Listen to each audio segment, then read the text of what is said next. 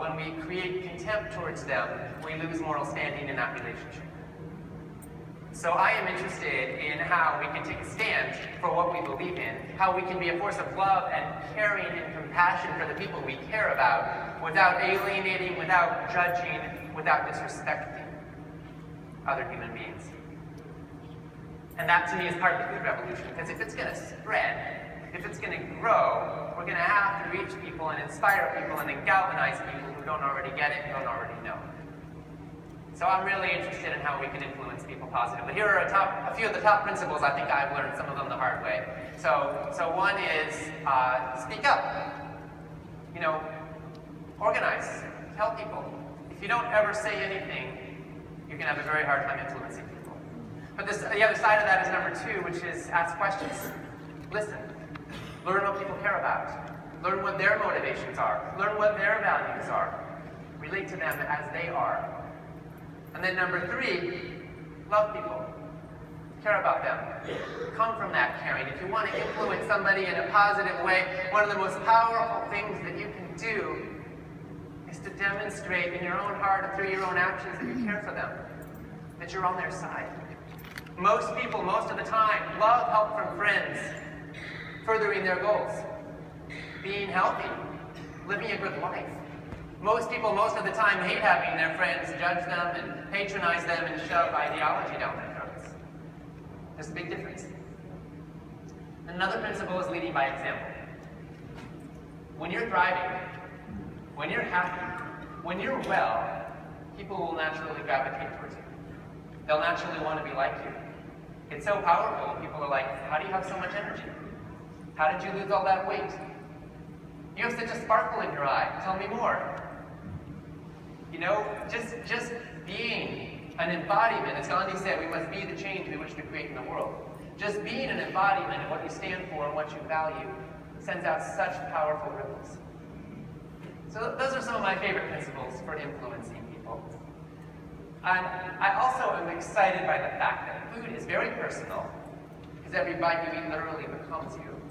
And it's also very political, because it sends out ripples all over the planet. And every time you buy any food item, you are essentially saying more. I want this to be grown the same way. I want this to be packaged the same way. I want this to be produced the same way again. And so we literally shape the course of our food economy, collectively. And as individuals, we have the power to shift the course of history. Certified non-GMO foods have gone from nothing to over $10 billion in sales in just the last 5 years. Jeffrey Smith has had something to do with that. We are seeing an explosion of organic food sales, farmers markets, community-supported agriculture programs. These have all quadrupled in the last 15 years. More and more people care where their food is from. They care how it's grown. They care how it's processed. And they're becoming conscious of how they even prepare it and eat it. This is a radical shift. And I think it's so exciting to be alive in these times and to be part of changing the course of history when it comes to food. Now, as you all know, if you were here this morning, food is very personal for me and my family. Just to quickly recap, my grandpa founded Baskin Robbins with his brother-in-law, Bert Baskin. My dad was doing for one day joining running the company, but he walked away from that opportunity in his early 20s. Now, my dad's uncle, Bert Baskin, is a pretty big guy, ate a lot of family product. He died of heart disease in his early 50s, the age of 54. I never knew him. I only know about it from family stories. This is a man who was one of the most successful entrepreneurs in American history. He had a family he loved. He had incredible business talents. He had more money than he would need for the rest of his life. But he didn't have his health, and he lost his life.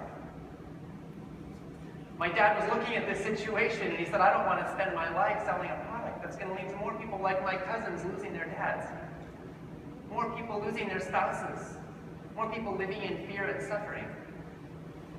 That was one of the central reasons he moved on from the company. But years later, when my dad asked his dad, do you think there's any possible connection between the amount of ice cream that Uncle Bert would eat and his fatal heart attack? My grandpa just said, no, absolutely not. His ticker just got tired and stopped working. And you can see why. This was a man who at that time had manufactured and sold more ice cream than any human being in the history of the world. You could say that he had kind of an investment in not thinking that the product he had spent his life making and selling would have hurt anybody. The advertising slogan for years was, we make people happy. That's what my grandpa wanted to think. And that's what he believed. He didn't want to kill anybody. He didn't want anybody getting heart disease or cancer or diabetes. He just wanted to make people happy and make a good living too. But lo and behold, we learned some things. And a lot of people learned it the hard way. What we eat matters.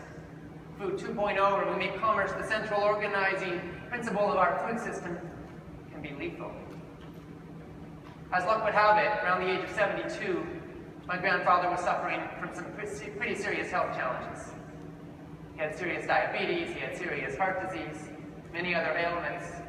His doctors leveled with him. They said, Mr. Robbins, you're a very sick man, you don't have long to live. The best we can do is juggle your medications and try to make you a little more comfortable. But, they said, if you want to get well, there's a book you should read. And they handed him a copy of a book by the name of Diet for New America, which my dad had written a few years earlier. Well, here's the thing. My dad had, of course, sent his dad an autographed copy of the book, but my grandpa hadn't read it. But now that his doctor, who he considered the high priest of Western medicine, handed it to him, he read it, and he followed its advice. He changed his diet. He gave up ice cream. He gave up sugar. He gave up processed foods. He ate a lot more vegetables. He said, I'm not a card-carrying vegetarian, but I think he associated with communism. but he ate a lot more plant-based foods. Here's what happened. He lost over 30 pounds. He got off all of his diabetes and high blood pressure medications. His golf game improved 7 strokes. He lived another 20 more healthy years.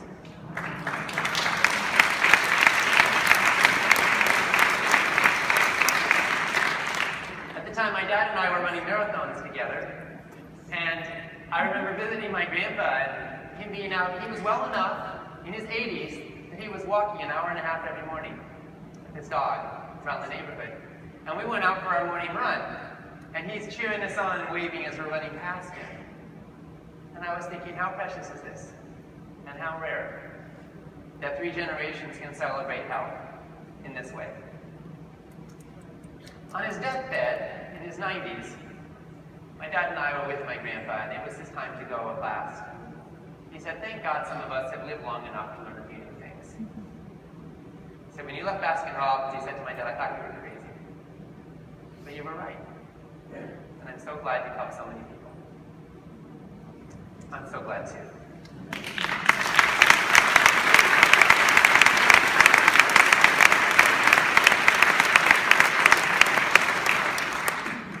So we've seen in our power, in our family, the power that food has to harm or to heal.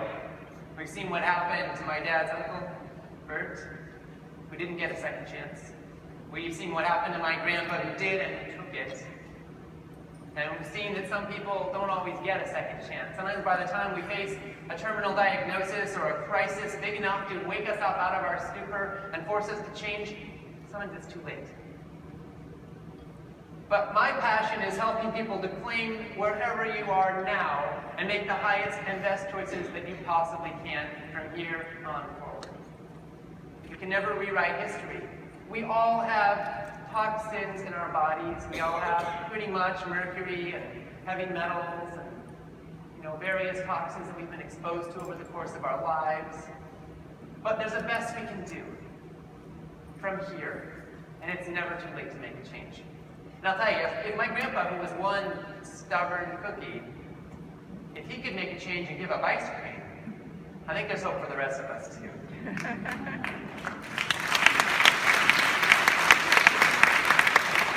So I'll tell you, he's one of my heroes in this way. Because he had the courage to make that change. And I think that it's a change that so many people now are realizing we have to make if we want to survive. So I'm grateful for all of the people who are having the courage to make changes. And I know that it's not easy. That habits can be really compelling. And the fact is that when you live in a norm, in a society where it's normalized to eat junk food, where the convenience foods and the fast foods and the comfort foods also happen to be junk foods. In that context, eating real, healthy, life-giving food is revolutionary. But this isn't a revolution, of course, that we fight with guns and bombs. It's when we fight with our knives and forks. And in this revolution, there aren't victims. It's all of us stepping forward and reclaiming our health and our lives and building a healthier world in the process. Now, one of the things that I think is particularly disturbing about our toxic food culture today is the animal treatment that we've normalized. We have laws against animal cruelty in every state in this country, but they specifically exempt animals raised for food. If you or I were to treat a dog or a cat the way the cows and pigs are treated in today's factory farms, we would go to jail. But this is normalized today.